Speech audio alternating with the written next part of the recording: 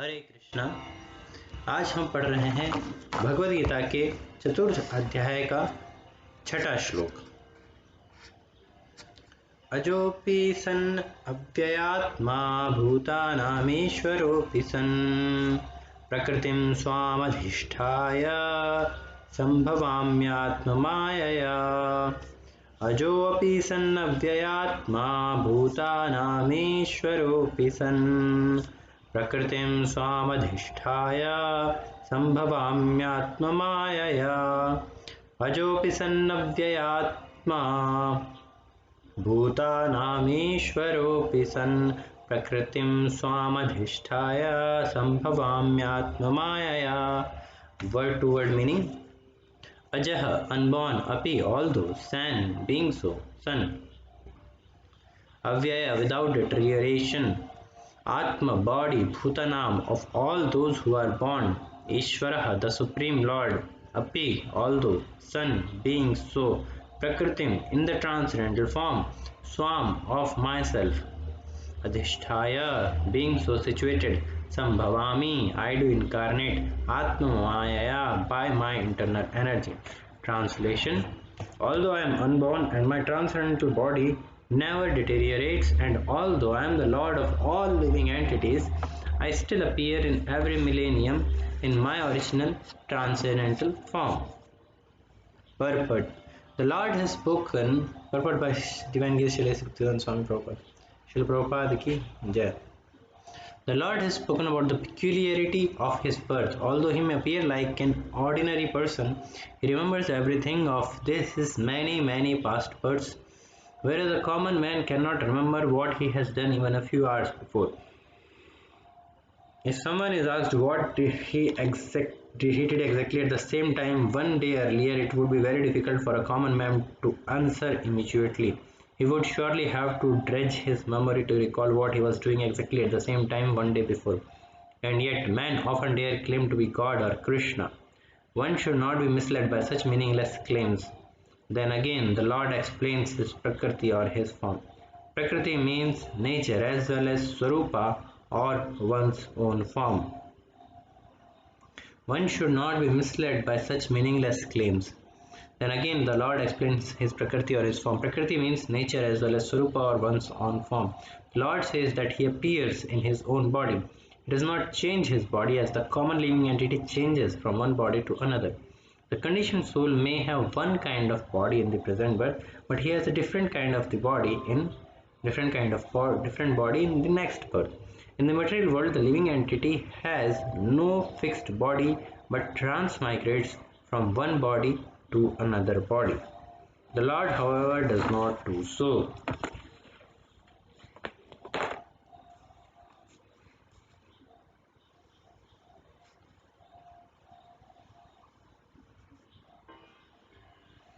Whenever he appears, he does so in the same original body by his internal potency. In other words, Krishna appears in this material world in his original form, eternal form, with two hands holding a flute. He appears exactly in his eternal body.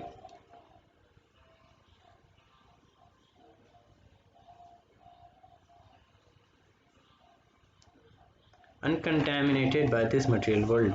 Although he appears in the same transcendental body and is Lord of the universe, it still appears that he takes his birth like an ordinary living entity. And although his body does not deteriorate like a material body, it still appears that Lord Krishna grows from childhood to boyhood and from boyhood to youth. But astonishingly enough, he never ages beyond youth. At the time of the battle of Kurukshetra, he had many grandchildren at home, or in other words, he had sufficiently aged by material calculations. Still, he looked just like a young man 20 or 25 years old. We never see a picture of Krishna in old age because he never grows old like us, although he is the oldest person in the whole creation, past, present, and future. Neither his body nor his intelligence ever deteriorates or changes.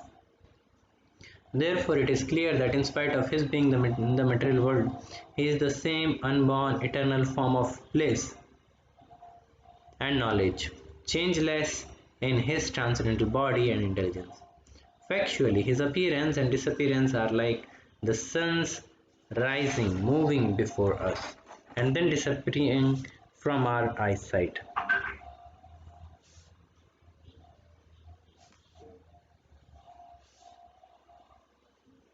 When the sun is out of sight, we think that the sun is set, and when the sun is before our eyes, we think that the sun is on the horizon.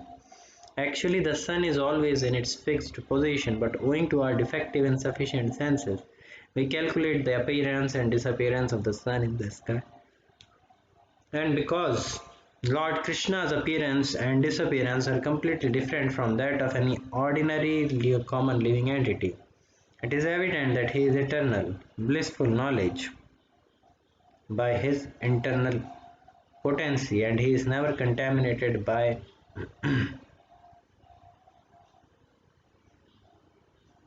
material nature. The Vedas also confirm that the Supreme Personality of Godhead is unborn, yet he still appears to take his birth in multi manifestations.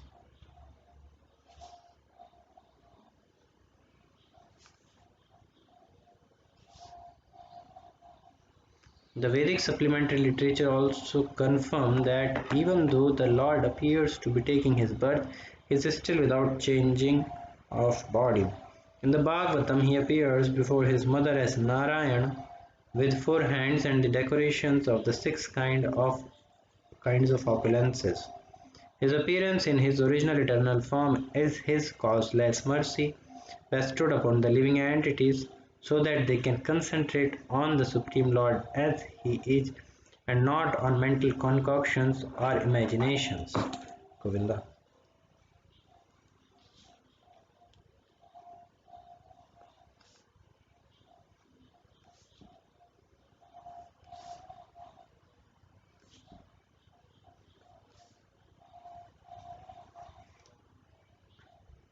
Which the impersonalists wrongly think the Lord's form to be.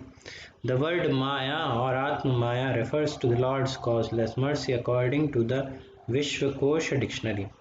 The Lord is conscious of all of his previous appearances and disappearances, but a common living entity forgets everything about his past body as soon as he gets another body.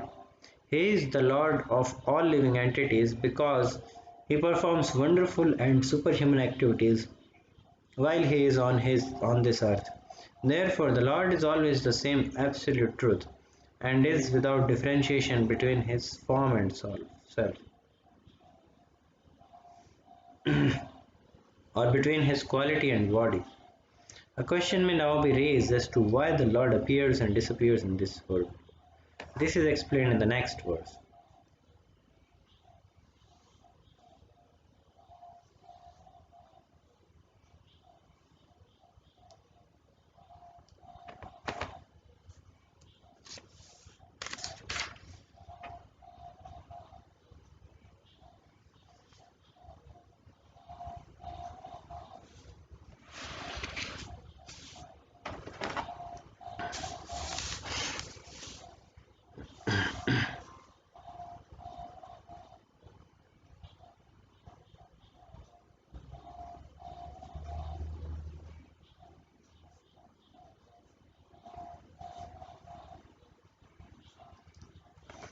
हरे कृष्ण. सो ये जो versus का series चल रहा है 4.1 से अभी हाल फिलहाल में चौथे चतुर्थ अध्याय में, तो इसमें यही बात हो रही है कि भगवान श्री कृष्ण ने ये गीता का ज्ञान सबसे पहले विवस्वान को दिया था. विवस्वान ने फिर अपने बेटे मनु को दिया, मनु ने इक्ष्वाकु को दिया जो कि सूर्यवंश के राजा थे, और इस तरह से गुरु शिष्य संप्रदाय में यह ज्ञान जो था यह एक के बाद एक राज ऋषियों को पास हो रहा था, और वो राज ऋषि इस ज्ञान की मदद से राज्य करते थे इस एम के साथ कि सभी जीवों का, सभी प्रजा में सभी जनों का कल्याण हो और उनका आध्यात्मिक विकास भी हो. लेकिन ये ज्ञान कुछ समय बाद भ्रष्ट हो गया या नष्ट हो गया, तो भगवान श्री कृष्ण पुनः इस ज्ञान को अब अर्जुन को दे रहे हैं.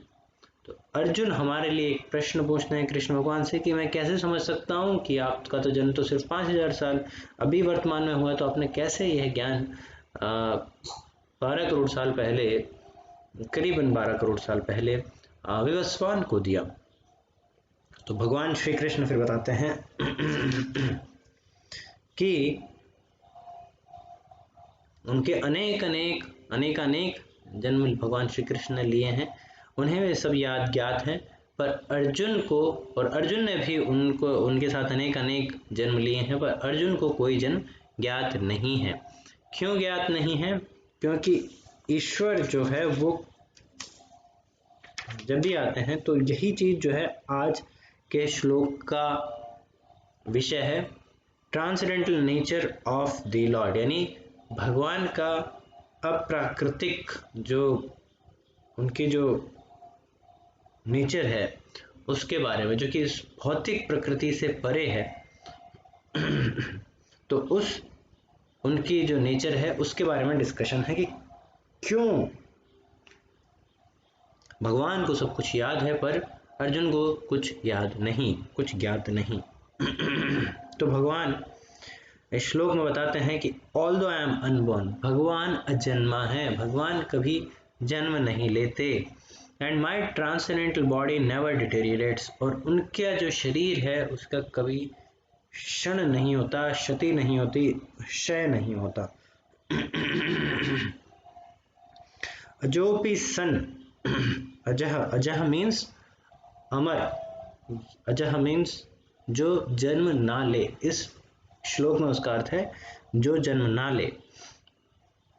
अव्यय, अव्यय मतलब कि जिसका क्षति ना हो, जिसका क्षय ना हो, जिसको जो डिटोरियरेट ना हो। आत्मा, आत्मा मीन्स बॉडी, अजोपि सन अव्यय आत्मा, तो ये ईश्वर की प्रकृति है। Although I am the lord of all living entities, भूतानाम ईश्वरोऽपि सन्, भूतानाम मीन्स सभी जीवों के ईश्वर, भूतानाम of all those who are born, ईश्वर, भूतानाम ईश्वरोऽपि सन्, सन ईश्वर भगवान है। I still appear in every millennium in my original transcendental form. प्रकृतिम स्वाम अधिष्ठाय, प्रकृतिम मतलब कि उनकी अपनी प्रकृति में स्वाम खुद अधिष्ठाय आते हैं, अधिष्ठाय बीइंग सो सिचुएटेड। संभवाम्य, भगवान आते हैं, इनकारनेट करते हैं, आत्म माया बाय माय इंटरनल एनर्जी, भगवान अपनी स्वयं की प्रकृति के द्वारा वो अपने ट्रांसेंडेंटल फॉर्म में स्वाम अधिष्ठाय संभवाम्य आत्म माया आते हैं। अजोपि सन् अव्ययात्मा भूतानामीश्वरोऽपि सन् प्रकृतिं स्वामधिष्ठाय संभवाम्यात्म मायया। इसी को शिला प्रभुपाद ने फर्दर इलेबोरेट किया है परपट में। तो एक पेक्यूलियरिटी है भगवान के जन्म के बारे में, ये डिफरेंट है कि वो अनेक जन्म लेने के बावजूद भी उन्हें सब जन्म का स्मृति रहता है। और अगर हम किसी भौतिक मनुष्य से कहेंगे कि भाई तुम आज नहीं तुम कल का बताओ, तुमने कल इस समय क्या कर रहे थे, तो वो व्यक्ति को सोच में पड़ जाएगा कि कल मैं इस वक्त में कहाँ था या मैं क्या कर रहा था। पर ईश्वर के साथ ऐसा नहीं है, उनकी स्मृति जो है कभी क्षय नहीं होती है, कभी वो नहीं होती है, यह उनकी भौतिक प्रकृति, उनकी जो है ये ट्रांसेंडेंटल प्रकृति है भगवान श्री कृष्ण की। श्रील प्रभुपाद कहते थे कि किसी इंसान को बोलो कि वो 1 साल पहले इस दिन क्या कर रहा था, वो विरला ही कोई होगा जो ये बता पाएगा कि इस दिन में या 1 महीने पहले या फिर 1 सप्ताह पहले या फिर 1 दिन पहले भी मैं क्या कर रहा था इसी समय। बहुत डिफिकल्ट है कि यही है डिफरेंस है हम में और ईश्वर में, कि हम चीज़ों को भूल जाते हैं, हमें उनकी स्मृति नहीं रहती, विस्मृत हो जाते हैं, पर ईश्वर को हर चीज़ की, हर जन्म की स्मृति रहती है। और दूसरी बात कि हालांकि इंसान को इतनी सी भी स्मृति नहीं रहती, फिर भी हम गर्व करते हैं अपने ऊपर में, अपने आप को कभी कभी भगवान बोलने से भी पीछे नहीं हटते। तो कितनी बड़ी मूर्खता वाली यह बात है कि आपको ये ज्ञात नहीं है, हमको ये ज्ञात नहीं है कि हम सप्ताह पहले क्या कर रहे थे, और हम सोचते हैं कि हम सब सर्व विश्व ज्ञाता हैं, हम ईश्वर हैं, हम भगवान हैं, हम में सारी नॉलेज है। कैसे संभव है ये? यह अखंड मूर्खता है। तो अब दूसरी चीज है कि भगवान कहते हैं कि वो खुद की ट्रांसेंडेंटल बॉडी में आते हैं। तो यह देखा जा सकता है कि ईश्वर तो स्वयं के शरीर में ही आते हैं, आध्यात्मिक शरीर में। हम जो हैं, हम जीव, हम भौतिक शरीर चेंज करते हैं। आज हमारी मनुष्य जीवन योनि में जन्म लिए तो हमारी माता ही मनुष्य हैं, हमारे पिता मनुष्य हैं, तो हमारा देह जो है वो मनुष्य का देह है। कल को हमारी मृत्यु होती है और हम मान लीजिए किसी वानर के माता से कोख से जन्म लेते हैं, तो हमारा शरीर क्या होगा? वानर का शरीर होगा, मनुष्य शरीर नहीं रहेगा। उसी तरह अगर हम किसी चींटी के शरीर में पैदा होते हैं, चींटी के गर्भ से, तो हमारा क्या होगा? चींटी का शरीर होगा, 4-6 हाथ पैर होंगे और 2 सर में एंटीना भी निकले होंगे, आंखें होंगे नहीं, नाक से सूंघ सूंघ के काम चलाएंगे। बोल देखिए। इसी तरह अगर हमारा कोई पेड़ के योनि में अगर हमारा जन्म हो गया तो सालों साल खड़े रहेंगे, बस ऐसे करके, ना आँख है, ना कान है, ना कुछ खा सकते हैं, ना पी सकते हैं, जड़ों से जो पोषण आ रहा है वो आ रहा है, बस ऐसे खड़े हुए हैं सालों साल तक, जब तक या तो कोई काट नहीं देता या फिर खुद ही क्षय नहीं हो जाते। तो बड़ा दुखदाई जीवन है। हर जीवन में अलग अलग तरह के दुख हैं, लेकिन ईश्वर के साथ ऐसा नहीं है। भगवान श्री कृष्ण जब भी आते हैं तो वो अपने ट्रांसेंडेंटल फॉर्म में आते हैं, और उनकी ट्रांसेंडेंटल फॉर्म के बारे में अलग से चर्चा करेंगे। अभी तो उनकी प्रकृति के बारे में चर्चा कर रहे हैं। तो Krishna appears in this material world in his original eternal form with 2 hands holding a flute. Exactly उसी फॉर्म में आते हैं जैसे कि वो आध्यात्मिक जगत में होते हैं।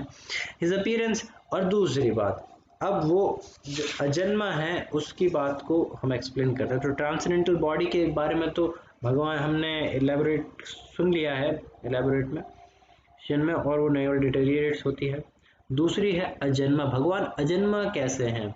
हम तो देखते हैं कि वो जन्म लिए हैं, ग्रो किए हैं, बचपन से फिर पूतना आई थी तो वो कुछ ही सप्ताह के थे, कुछ ही दिनों के थे, 7 दिन के ही थे मात्र।